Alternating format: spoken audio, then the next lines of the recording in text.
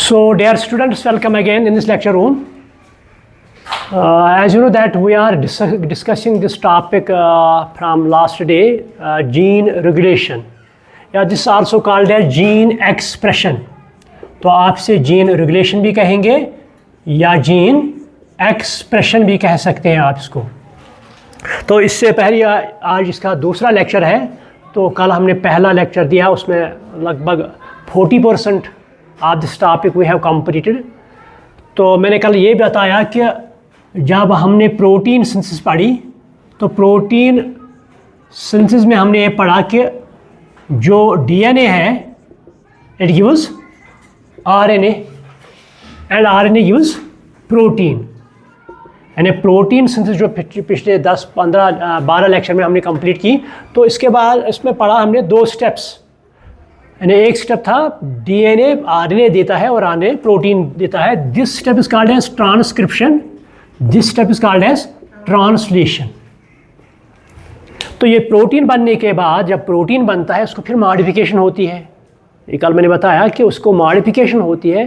तो जिस तरीके का प्रोटीन हमें चाहिए, मान लो हमने ये बाल बनाने हैं तो इसी तरह का प्रोटीन बनेगा, हमने नेल्स बनाने हैं इसी तरह का प्रोटीन बनेगा, या हमने ब्लड में एंटीजन बनाने हैं, एंटीबॉडी बनाने हैं, उसी तरह का प्रोटीन बनेगा।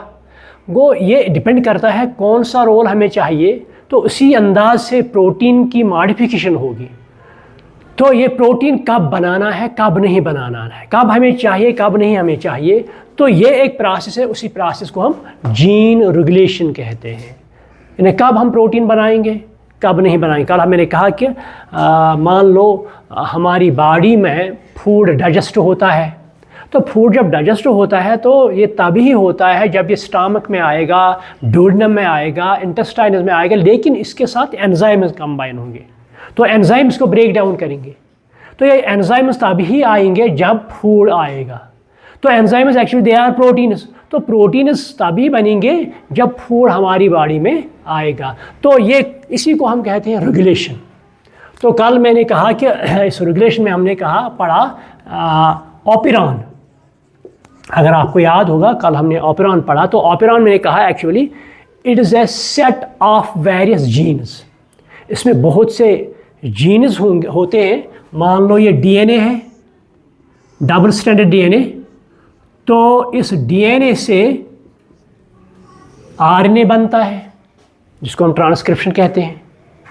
तो आरएनए के बाद यहाँ पर प्रोटीन बनता है।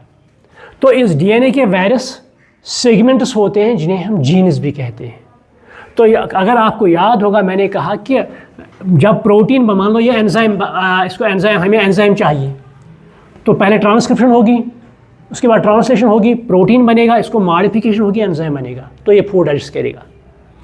तो same is the case with here. यहाँ पर ये डीएनए जो है एक ही सेगमेंट काम नहीं करता है बल्कि वेरियस जीन्स यहाँ पर काम करते हैं। तो ये एक यूनिट बनाते हैं, a set of genes they make a unit.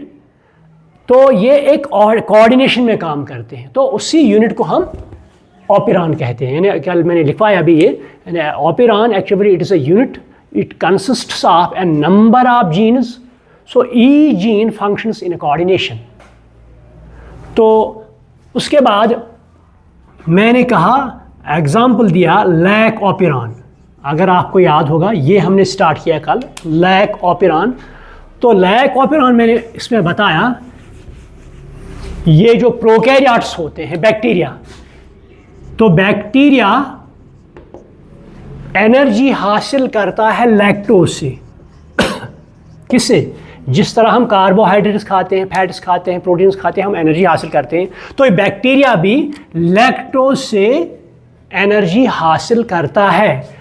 तो ये मान लो यहाँ पर ये बैक्टीरिया है, तो इसके इर्द गिर्द ये लैक्टोज है, इसके इर्द गिर्द ये लैक्टोज है। तो पहले लैक्टोज अंदर आना चाहिए, तो अंदर आने के बाद ये लैक्टोज ब्रेक होना चाहिए, तो उसके बाद ये एनर्जी इसको देगा।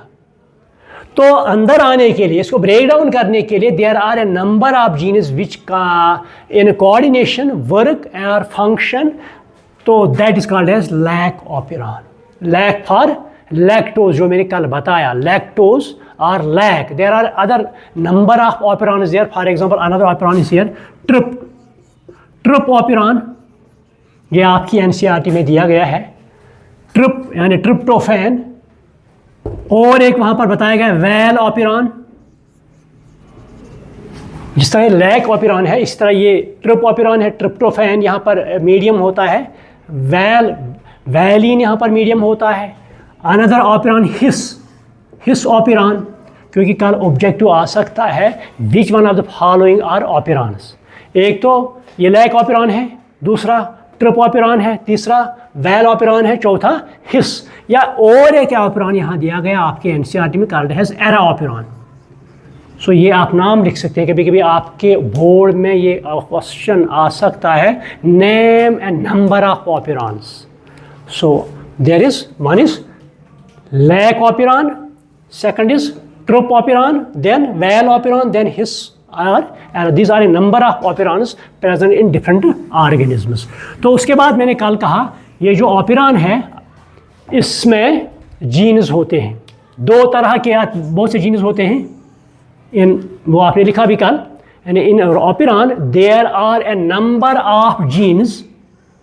मान लो ये ले लेंगे यहाँ पर डबल स्ट्रैंडेड डीएनए, तो डबल स्ट्रैंडेड डीएनए पर इसके बहुत से सेगमेंट्स हैं, बहुत से सेगमेंट्स होंगे इस पर।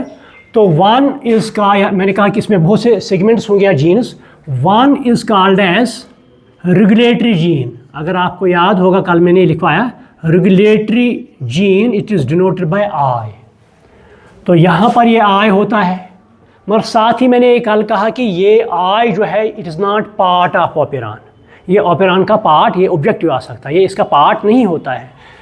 तो इसकी फंक्शन क्या है कल मैंने बताया, ये रेगुलेट करता है, that is what is called as regulatory gene.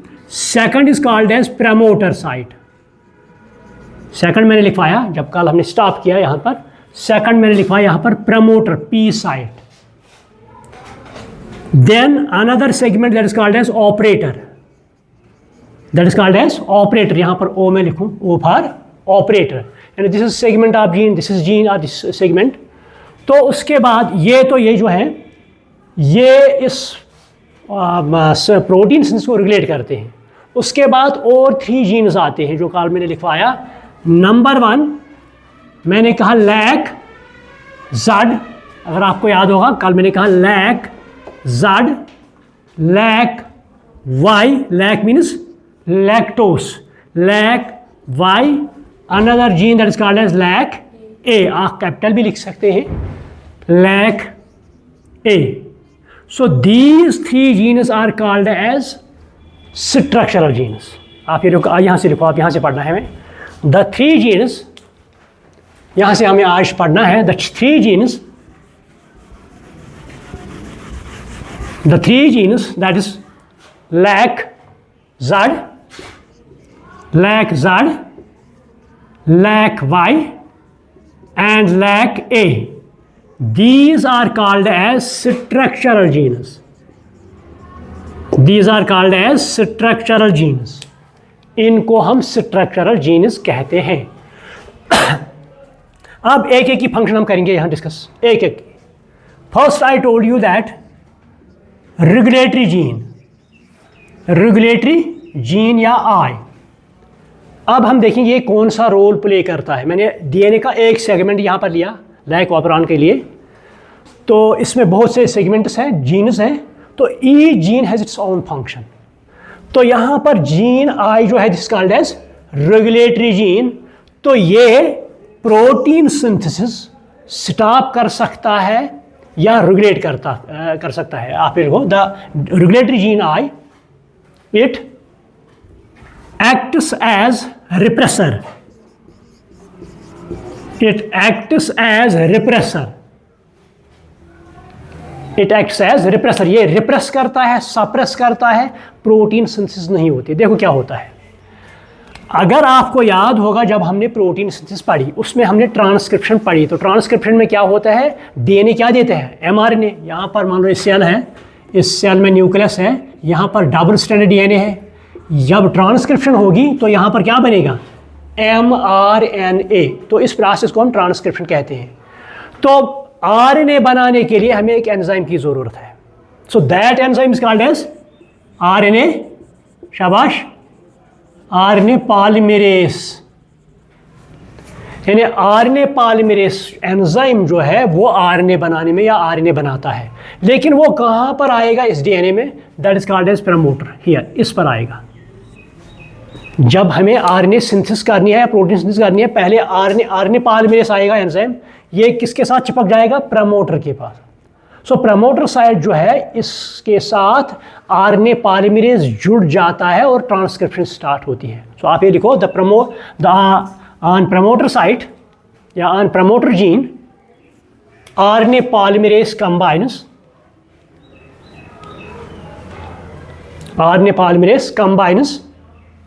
and starts transcription and starts transcription and starts transcription and starts transcription। तो उसके बाद वो आता, पहले मैंने कहा कि मैं एक एक सेगमेंट या जीन का फंक्शन बताऊं। तो प्रमोटर साइट वो साइट है जहां पर RNA पॉलीमरेज अटैच होता है, इसके साथ जुड़ जाता है और ट्रांसक्रिप्शन स्टार्ट होती है। जो ही RNA पॉलीमरेज इसके साथ जुड़ जाता है, किसके साथ? प्रमोटर के साथ, तो यहां पर जो ऑपरेटर है ये एक्टिव होता है। यानी व्हेन, आप ये लिख लो, when RNA polymerase combines with when RNA polymerase combines with promoter site of DNA, the operator gene turns operon on. The operator gene turns operon on and transcription starts. यानी जो ही, ये आपको समझ में आ गया, जो ही RNA पॉलीमरेज कहाँ पर आ गया? प्रमोटर साइट या प्रमोटर जीन पर आ गया, तो इसको पता चलता है, तो ये सिस्टम को ऑपरेट करता है, सिस्टम को ऑन करता है। मान लो हमें कोई सिस्टम है यहाँ पर, इसको ऑन करना है ना? तो ऑन करने के लिए ऑपरेटर है, तो ये इसकी फंक्शन है। उसके बाद these structural genes, number 1 lac Z, यहाँ पर हम लिखेंगे लैक जड। तो लैक जड जो है, जब RNA पॉलीमरेज यहाँ जुड़ गया तो ऑपरेटर ने सिस्टम को ऑन किया, ये अब काम करना शुरू करेंगे। ये कौन? लैक जड Y and A, these structural genes, ये अब काम करना शुरू करेंगे। तो ये लैक जड जो है ये प्रोटीन बनाएगा, उसको एंजाइम बनेगा, that is called as beta galactosidase. यानी आप इस तरह लिखो, the lac Z gene synthesis an enzyme called as beta galactosidase. क्योंकि मैंने यहां बोला आपको, जो लैक्टोस है यहां पर ये बैक्टीरिया है, पहले अंडरस्टैंड कर लो। तो बैक्टीरिया के इर्द गिर्द क्या है? लैक्टोस है। ये इसको एनर्जी का मीडियम है, लेकिन पहले ये लैक्टोस के अंदर जाना चाहिए, तो उसके बाद ये ब्रेक डाउन होना चाहिए। तो लैक्टोस जब ब्रेक होगा, ये क्या बनाता है? ये एक तो ग्लैक्टोज बनाता है। ये ऑब्जेक्टिव आता है, ऑब्जेक्टिव अक्सर आता है। लैक्टोस ये डाइसैकराइड है, ये भी कभी कभी ऑब्जेक्टिव आ सकता है। What are polysaccharides? शायद मैंने कल बताया, what are polysaccharides? Poly means many. When a number of glucose molecules combine together, they form a polysaccharide. तो यहाँ पर एक ग्लूकोज मॉलिक्यूल आ गया, दूसरा, तीसरा, चौथा, 15 एंड सो ऑन, तो इसको हम पॉलीसैकराइड कहते हैं। जो ही ये पॉलीसैकराइड हमारी बॉडी में दाखिल होते हैं, ये ब्रेक डाउन होते हैं, तो finally single this saccharides are there, it is called as glucose, है ना? जब फाइनल डाइजेशन कार्बोहाइड्रेट की होती है, फाइनल क्या बनता है? ग्लूकोज। तो यहाँ पर भी लैक्टोज जब ब्रेक डाउन होगा, एक तो बनेगा ग्लैक्टोस, दूसरा बनेगा इसको ग्लूकोज, दूसरा बनेगा ग्लूकोज। वो पहले क्या करना है? ग्लूकोज, ये लैक्टोज को बैक्टीरिया के अंदर लेना है, उसके लिए भी हमें कोई ना कोई सब्सटेंस यहाँ चाहिए। दूसरा क्या है, अंदर जाने के बाद इस लैक्टोज पर कोई यहाँ पर एंजाइम हो जो इसको ब्रेक डाउन करेगा और क्या बनाएगा यहाँ पर, ग्लैक्टोज एंड ग्लूकोज। तो वो ये काम करते हैं। यहाँ पर लैक्जल आ गया, उसने क्या बनाया, बीटा ग्लैक्टोसाइडेस। यही बीटा ग्लैक्टोसाइडेस यहाँ पर आएगा। ये जो ग्लैक्टोस है, यहाँ पर आप देखो ग्लैक्टोस, लैक्टोस है यहाँ पर, लैक्टोस, लैक्टोस के ऊपर कौन आएगा, बीटा ग्लैक्टोसाइडेस। ये एंजाइम आएगा यहाँ पर, शॉर्ट में लिखो यहाँ बीटा ग्लैक्टोसाइडेस। तो ये इसको ब्रेक डाउन करेगा क्योंकि एंजाइम है। ये इसको, जिस तरह हमारी बॉडी में स्टमक में फूड मटेरियल दाखिल होता है प्रोटीन, तो वहाँ पर एंजाइम कौन होता है, पेप्सिन। वो ब्रेक डाउन करता है किसको, प्रोटीन इसको। या हमारी बॉडी में फैट डोडेनम में चला जाता है, तो इस फैट के साथ कौन मिलता है, लाइपेस, वो इसको ब्रेक डाउन करता है। इसी तरह यहाँ पर बीटा ग्लैक्टोसाइडेस आ गया, ये किसके साथ कंबाइन होगा, लैक्टोस के साथ। तो ये इसको ग्लूकोज और ग्लैक्टोस में ब्रेक डाउन करेगा। तो ये इसकी फंक्शन है किसकी, आप ये देखो, the beta galactosidase synthesized by LAC-ZAD, synthesized by LAC-ZAD breaks lactose into galactose and glucose, breaks lactose into galactose, GALACTOSE, galactose and glucose। तो उसके बाद यहाँ पर लैक वाई है, यहाँ पर लिखूंगा मैं, ये तो लैक-ज़ाड की फंक्शन आ गई, लैक-ज़ाड। अब क्या है यहाँ पर, लैक, शाबाश, अब लैक वाई है।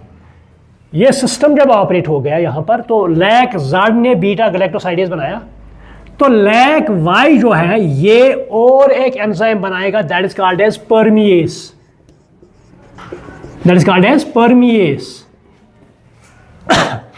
सुना है नाम परमिएस का, परमिएस का नाम सुना है आपने, 11th में सेल बायोलॉजी पढ़ी होगी, तो वहाँ आपने सेल मेम्ब्रेन का स्ट्रक्चर पढ़ा होगा। तो जब सेल मेम्ब्रेन के अंदर मॉलिक्यूल्स दाखिल होते हैं, वहाँ यही परमिएस एंजाइम उसको अंदर लेने में मदद करता है, रोल प्ले करता है।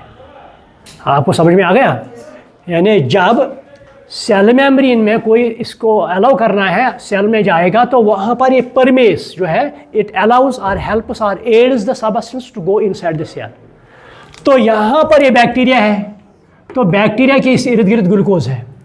जब परमिएस बन गया, तो ये परमिएस कहाँ पर है, सेल मेम्ब्रेन पर है, ये इसको अलाउ करेगा लैक्टोज को, तो lactase will go inside the cell. So the, आप लिखो लैक-ज़ाड, ये Y synthesizes permease enzyme, lac Y synthesizes permease enzyme which allows lactose to enter into the cell or in cytoplasm, allows lactose to enter into the cytoplasm or cell। तो उसके बाद आता है lack ए। तो lack ए जो है ये एक एंजाइम रिलीज करता है, प्रोड्यूस करता है, सिंथेसाइज करता है, these called as transacetylase, transacetylase.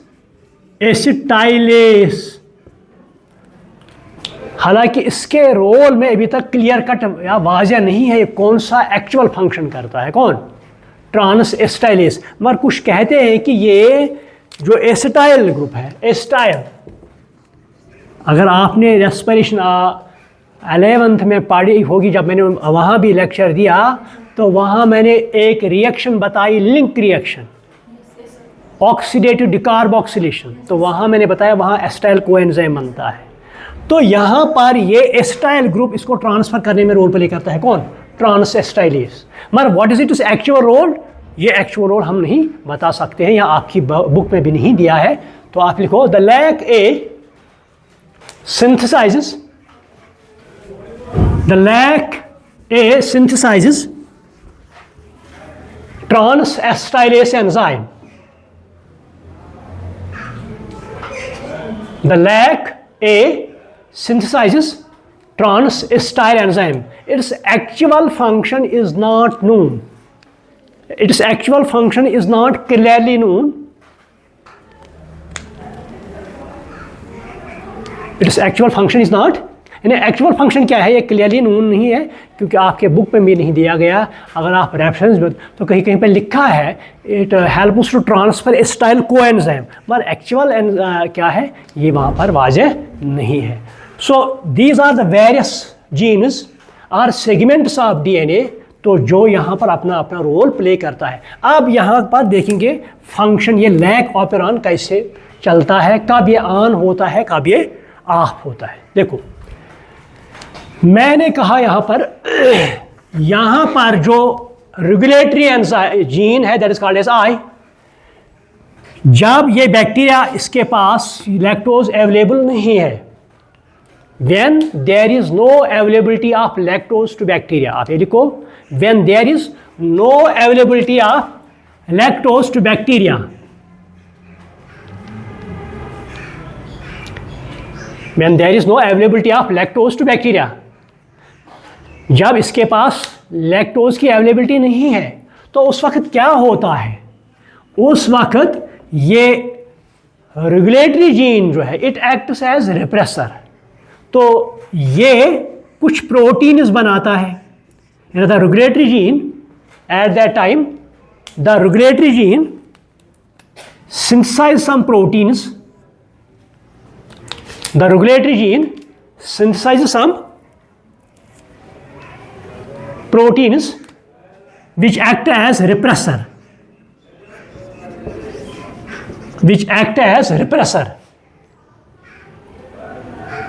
देखो ये क्या करेंगे, क्योंकि यहाँ पर लैक्टोज है ये अवेलेबल नहीं है. मान लो इसमें इस तरह बताऊँ मैं, जो ही फूड हमारे स्टमक में दाखिल होगा उसी वक्त जो गैस्ट्रिक ग्लैंड है वो एक्टिव हो जाएगा, वहाँ से HCl प्रोड्यूस होगा, वहाँ से एंजाइम्स प्रोड्यूस होंगे.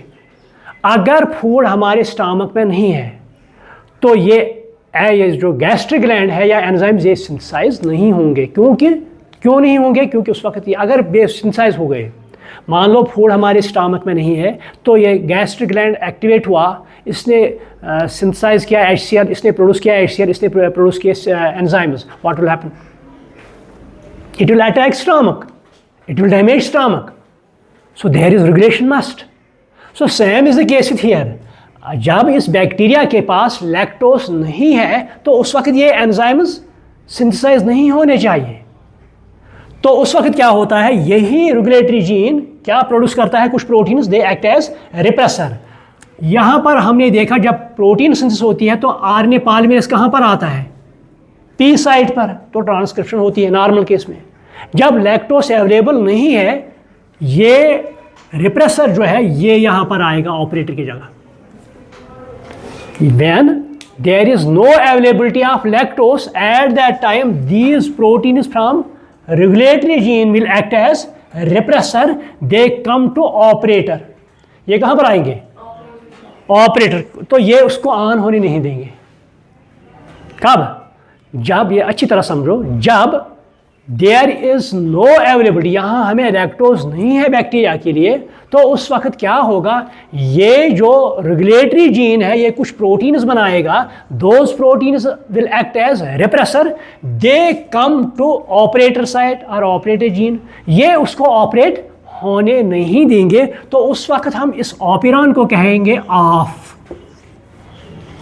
उस वक्त हम क्या कहेंगे उसे, ऑफ या नेगेटिव, या कहेंगे हम नेगेटिव ऑपेरॉन. यहाँ कहेंगे क्या हम, वो एट नेगेटिव सिस्टम और off system no protein synthesis will take place. तो जब ये ऑपरेटर ऑन ही नहीं होगा, क्या RNA पॉलीमरेज काम कर सकता है यहाँ पर, क्या प्रोटीन सिंथेसिस होगी? So no protein synthesis. हम यहाँ लिखेंगे नो प्रोटीन सिंथेसिस. सो आप ये लिख लो, when repressor comes to operator,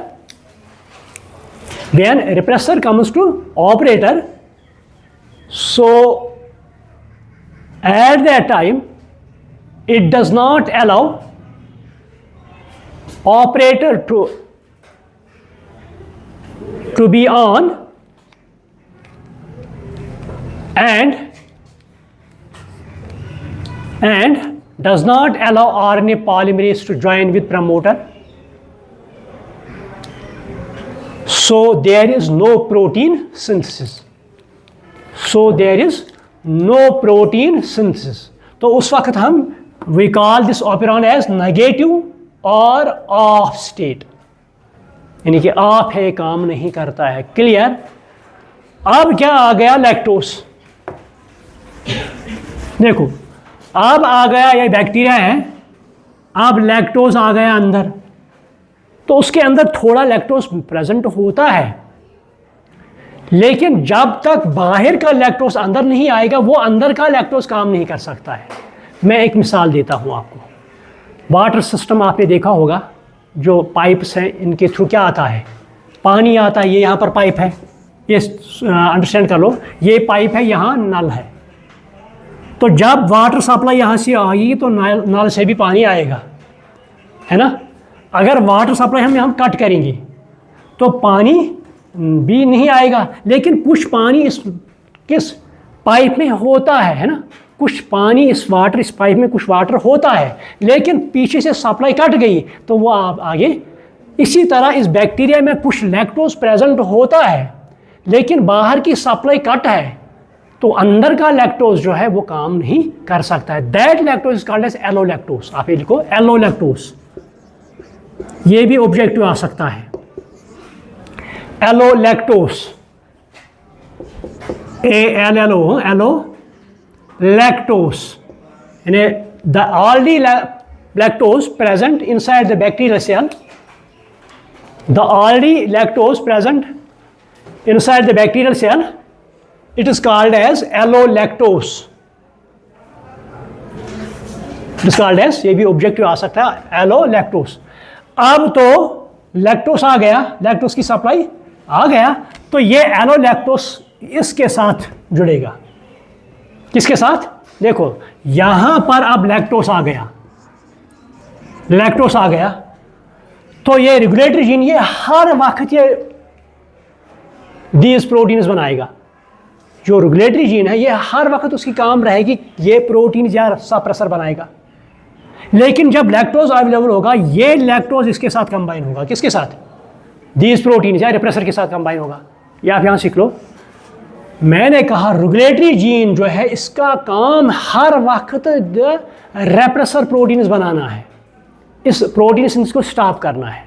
लेकिन जो ही लैक्टोज आ गया वो लैक्टोज कंबाइन होगा इन प्रोटीन्स के साथ, तो वो इस रेप्रेसर को इनएक्टिव करेगा. When आप लिख रहे हो, when lactose supply is on,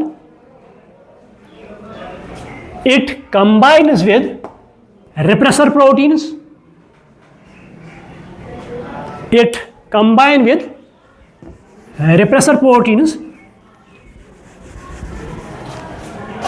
It combines with repressor proteins and results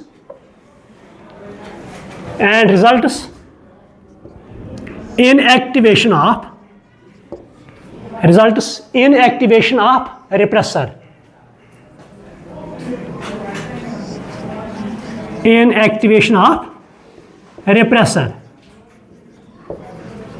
तो ये इस रिप्रेसर को इनएक्टिव करेगा, ये इन प्रोटीन को क्या करेगा? इनएक्टिव. तो ये इसको अलाउ नहीं करेगा कहाँ तक? ऑपरेटर. अब तो ये इनएक्टिव, ये रिप्रेसर जो है ये यहाँ ऑपरेटर पर नहीं आएगा, तो इट विल नॉट अलाउ, ये लिखो, it will not allow repressor to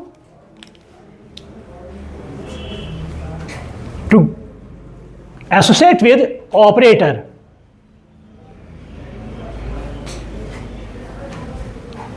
to associate with operator. So यहां पर क्या होगा? यहां पर mRNA पॉलीमरेज, यहां पर RNA पॉलीमरेज अब आएगा. ये जो यहां पर है RNA पॉलीमरेज यहां पर आया, RNA पॉलीमरेज किस पर? प्रमोटर साइड पर. ये रिप्रेसर जो ये इनएक्टिव हो गया with the help of this lactose, ये यहां पर नहीं आ सकता है. तो ये ऑपरेटर क्या अब होगा? ऑन. ये ऑपरेटर अब ऑन होगा। जब ये ऑन होगा there will be mRNA synthesis, there will be mRNA, यहां पर mRNA बनेगा, यहां पर mRNA बनेगा। तो mRNA कहां पर आएगा? साइटोप्लाज्म में। आपको समझ में आता है कि नहीं? तो यहां पर जब ये mRNA बनेगा तो उसके बाद lac Z lac Y lac A function बनेंगे। तो this is called as on operon, this is called as on. इस वक्त तो ऑपेरॉन ऑन है, ये फंक्शन करेगा, तो डिफरेंट टाइप्स ऑफ एंजाइम जो है वो सिंथेसाइज होंगे। So at this stage the operon is called as on operon और पॉजिटिव, और पॉजिटिव, यहां हम इसको पॉजिटिव कहेंगे। तो यहां पर लैक्टोज जो है इसने स्टार्ट किया प्रोसेस को। So this is called as inducible substance, this is called as inducible substance या inducer, it is called as inducer. So the lactose is called as inducer, it causes induction, it causes system to operate, it causes the synthesis of various enzymes, so this is called as inducer। तो उसको हम कहते हैं repressor, मगर lactose के क्या कहेंगे? Inducer. तो जब ये इंड्यूसर आएगा यहाँ पर, तो यहाँ पर ये लैक जो है Z है, it will synthesize beta beta galactosidase. तो लैक Y क्या बनाएगा? परमिएस। लैक ए क्या बनाएगा? Trans acetylase. सो इस तरह ये ऑपेरॉन अपना काम करेगा। तो ये लैक्टोज जो है अब ये ब्रेक डाउन होगा, तो परमिएस उसको अलाउ करेगा, आ जाओ अंदर। गैलेक्टोसाइडेस को ब्रेक डाउन करेगा, किसमें? Glucose and galactose. तो इस ग्लूकोज से अब ये बैक्टीरिया एनर्जी हासिल करेगा। So this is called as lac operon. ये समझ में आया कि नहीं आया? एनी क्वेश्चन, एनी कंफ्यूजन, और it is full of confusions? क्या लगता है आपको? ठीक है। सो आई थिंक क्योंकि क्लास इज ओवर, तो this is section for today. Thank you.